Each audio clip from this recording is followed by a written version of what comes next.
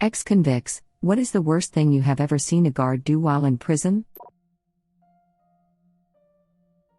I spent a weekend in a city jail/processing facility, not a full-blown jail/prison, due to a DUI. Yes, I was a effing idiot. I got 3 interesting stories out of it. 1. There was a guy in solitary across the room banging on the door. Obviously it's steel, but it still seemed like he might somehow break it. He was screaming, "They sold my bitch crack," over and over. I saw 4 guards line up with riot gear and batons and go in. I just heard blows landing, and I saw clothes flying out of the cell. They marched that man out of the cell and he looked like that scene in Con Air where they bag and gag them. I was a little more nervous after that. 2. When in the drunk tank with 15 or 20 other dudes, one dude was sitting on the back of the toilet, i.e. where the tank in theory would be, with his feet on the seat. Another guy came up and said he needed to use it. He said go ahead, and just spread his legs. We were all a little taken back. 3. I spent the entire night talking and getting to know 2 different guys. They both seemed very nice, like they were picked up for something stupid. We get in front of the judge and it turns out he had beaten someone within an inch of their life earlier that night. Just goes to show you never can tell. On another note, I expected it would be incredibly locked down. However, all the cell doors were open and while you're expected to stay in your cell, in theory you could have wandered all around that area. Kind of surprised me. I knew someone who was in for a week awaiting a transfer. Everyone in was fairly nice to each other, in a don't start none, don't need none. They knew one guy wasn't all the way there mentally, but he never bothered anyone much. He was however someone who was caught in the middle of some kind of mental break and ran over and hit people in a parking lot, as many he could before he was stopped. Come to find out, that was the tip of the iceberg. Even though he was somewhat vacant and friendly, he had missed his meds and started by killing the grandmother who was taking care of him. Then any family member who came to check on them for a day or 2, which was, I think, like at least 4 people. Then went on his little spree. My friend said he'll never forget watching some talk show and the guy just leaned over, pretty calmly. My favorite part is to squeeze them until you see the light go put in their eyes. And he just said all right, buddy. And didn't make a big deal about it because what do you say to that? You don't want to know more and you don't want to upset a super murderer who also you feel sorry for because he's clearly not in his right mind. Once saw a CO stomp the back of an inmate's head and watched the heel of his boot literally scalp the guy. Huge chunk of head meat and hair stuck to a black boot still sits fresh in my memory, yet it was 6 years ago. Same guard was smuggling in spice and heroin. The inmate probably owed a debt is my speculation. Edit. Spice as in synthetic marijuana. Not cumin. Laughing out loud. Jesus Christ man, how do you even do that crap? CO was by himself and caught dude in the bathroom away from cameras. Didn't say a single word, just dropped him and stomped one good time hard enough to peel his top off, literally. CO then called backup and said dude showed aggression, which is why he took him down.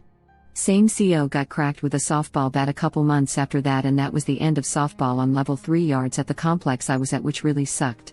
That was the only piece of crap CO that I encountered during my whole bid. Most of them are honestly pretty decent humans.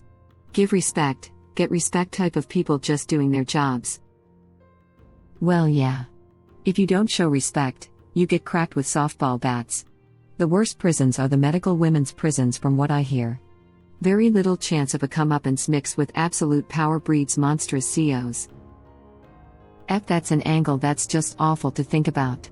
And it reminds me that disabled people get taken advantage of more often than the rest of us like to think.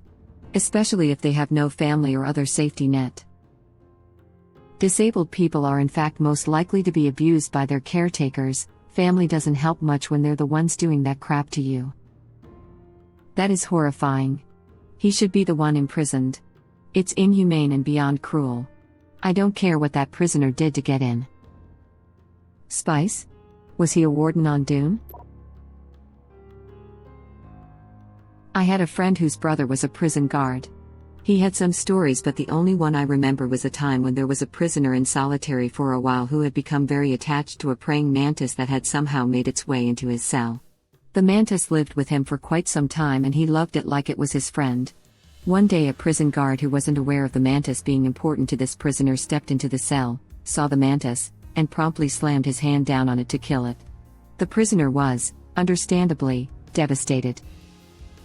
Edit. Wow, didn't expect this much attention, haha. To clarify some things, this happened at least 10 years ago in Australia. It was not the US prison system. I don't know much about how the Australian prison system runs, but my understanding is that it's not quite as inhumane as the US system. The fact that they used solitary confinement sucks, but it wasn't as bad as it is in the US. This is so sad. Reminds me of the Green Mile. Mr. Jingles. Don't worry. He's at the circus now. I'm crying, poor effin' dude. Who sees a praying mantis and instinctively smashes it? Those things are cool as hell. And pointy. Not a great idea to touch it with your bare hand. Maybe the guard saw it as a potential mantis shiv. Yeah, no thanks. Now I'd have pointy, sharp, bug guts on my hands. Either way, that CO was a dick. Mr. Jingles and Percy basically. That story reminded me of the Green Mile, you know, with the mouse. Solitary confinement is unbelievably inhumane. We are fundamentally social animals, and depriving someone of even the most basic contact with others is my worst nightmare. I hope it is banned one day. I was in solitary confinement for about 18 hours last week. Granted, it was just jail, but Jesus, it made me realize how agonizing it is to go through for months. No clock to keep track of time, no activities to perform, no one to communicate with. It is so effing boring that you start rationing your piss because getting up to piss in a toilet is the most interesting thing to happen every 3 to 4 hours. I have the luck that I'm 6 feet 8 inches tall and could stand on the tiled slab that they call the bed, and stare out the window if I tippy-toed. But then again, I have the UN luck to have some mental issues that make it very hard for me to be left alone with my thoughts. I usually sleep with the TV on and a lava lamp on with my phone nearby when I'm at home for that reason, and the lack of that turned ceiling staring extra agonizing. I'm a CO, and one of the worst things I ever saw was an officer kidney punch a handcuffed inmate. Naturally, I reported it. That officer is now a deputy warden. Specifically, my deputy warden. True story. Sucks, good people like you can't get that position, instead some animal does. Well, I applied for a DW position in another facility. I will never promote any further in this one under the current leadership, this last summer, and didn't make the second round of interviews. So at this point, I'm thinking lateral movement out will be the only alternative at present. This is why people say all cops are bastards. Decent people, like you, will be forced out of the position or killed. The vermin rise to the top. Strangely enough, I uncovered some official corruption this last spring, and I have been persona non grata ever since. Basically, I'm being ostracized, and half of everyone involved was promoted into leadership. So needless to say, my days in my position are numbered and I'm looking for a new job. You're a solid dude, you off to do better things. Yeah, I'm probably going to have to leave the department entirely. I have 9 more years to work, and I suspect that I'm being blocked from transfers or promotions as a part of the retaliation for discovering what I discovered. So I'm applying to Department of Labor and stuff like that. I'm sorry this is happening to you. Regardless of how you feel by that treatment or what might be happening at work, you are appreciated for trying to do good. If more people were like you, then maybe the system wouldn't be so effed. Well, thanks. Doesn't erase 8 months of suicidal depression, but I'll take what I can get. F. Well. If it helps, message me anytime. I go through bouts of suicidal depression. Have been dealing with it since I was in high school. You're a good person from the sounds of it, don't let yourself get in your own way of continuing to be good. Internet hugs from a stranger. And props for the username. I suppose up and away has a different meaning. Can you not get a lawyer and go after them for retaliation? Maybe bring it to the local press or your congressperson? I'll gladly stay at the bottom and happily continue to turn in crap birds. I don't give a F. I'm honest, I don't lie, cheat or steal, and I don't treat citizens or inmates poorly. Currently about to go against a commissioned officer in court because he is lying on an inmate and I was witness to what actually happened. No one will be forcing me out of my job or killing me. I think I'll stick around. I worked at a max facility and I was super respectful, no need not to be ever, and the men there were always super respectful back. It's frustrating that other officers didn't realize this and administration didn't realize that the same officers who kept having issues were having issues because they were starting it. I really enjoyed my job. I was super strict because I have a fear of getting in trouble. I communicated well and seriously never had issues. My favorite memory was I was working straight 16 to 17-hour shifts for 27 days in a row before I was scheduled for a major surgery. The inmates knew because it was a small prison and no one keeps their mouth shut lol. But I was sitting in the guard box on the yard and I looked at my watch and it was 1700 and blinked and it was 1800 and an inmate is tapping on the window, letting me know second shift was on so I wouldn't get in trouble. I obviously didn't mean to fall asleep, I was just exhausted. It was just a super nice thing to do. Turns out that if you respect someone they might just respect themselves. Thank you for being a good person. We should rehabilitate people, not endlessly punish them. There's a reason our recidivism rates are so high. I'm in nursing school with intentions of becoming a psychiatric nurse practitioner and work in corrections to help lower recidivism rates with good mental health care and psychotherapy. Most people in prison are trauma exposed or have substance abuse issues, and if we can help heal, we can hopefully help them not end up back in prison. Thank you. May you have an impact and nothing but support from your bosses and organization.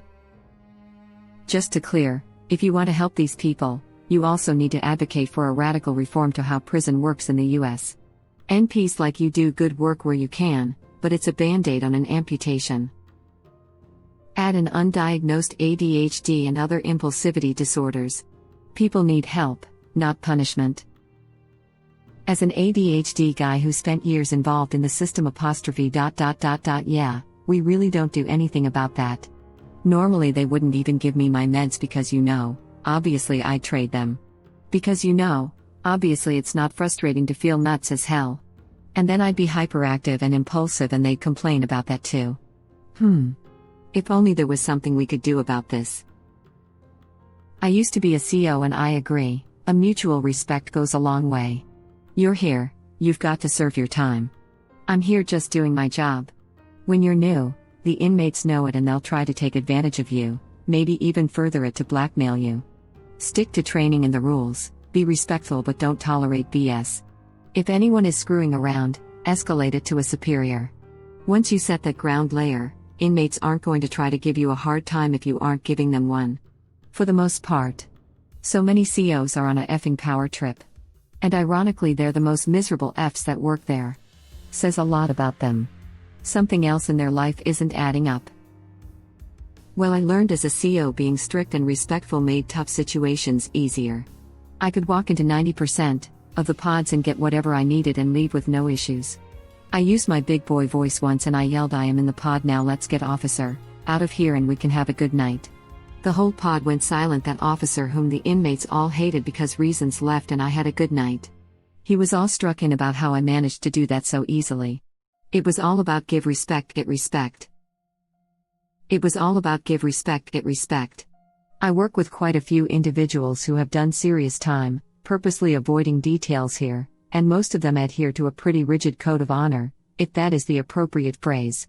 A simple example, one fellow insists upon paying me a few bucks whenever I give him a lift to / from work, even though he lives right on my route. I have repeatedly tried to refuse the money, but he just leaves it on the dash if I don't take it. He feels that he would be acting with disrespect if he didn't offer something for the favor. Not quite. In prison, accepting favors is a very bad idea. Pay for what you get, always, and nobody can force you to do something as payment after the fact. Possible it's the respect thing, possible it's to prevent you later leaning on him for something as payment. Interesting point. Perhaps it could be a bit of both. He has explicitly mentioned the respect thing, but your comment also makes perfect sense. Waffles speaks the truth. Never ever be in debt. I was reading an AMA with a former inmate and his strategy in prison was to always be a little in debt to someone, and ensuring you could always pay it off at any time. The reason being, it was almost like buying protection. Don't mess with that guy. He owes me $10. I'm sure it's different for everyone, but that was the first time I heard about prison debt being a survival mechanic. Sort of prison related. The Irish police once even went as far as to issue a public notice, basically telling people to pay for their drugs upfront and stop getting them on credit, because they were so sick of dealing with drug debt violence. It's definitely not the respect thing, but what the other guy said. He's just not going to say that to you. It would be kind of weird/rude to say to anyone something along the lines of "I'd rather pay you for the ride because I don't want you to think that one, I owe you later on, or two, to come asking me for favors that I am not willing to do for you all because I let you give me a ride." I think you, or anyone, would naturally be offended at that answer, you know? Thank you for watching. Please subscribe to be the first to know about Red Rabbit Reader's new videos. If you like our videos, please like them on YouTube and share them with your friends. We welcome your comments below. Press to start another of our videos.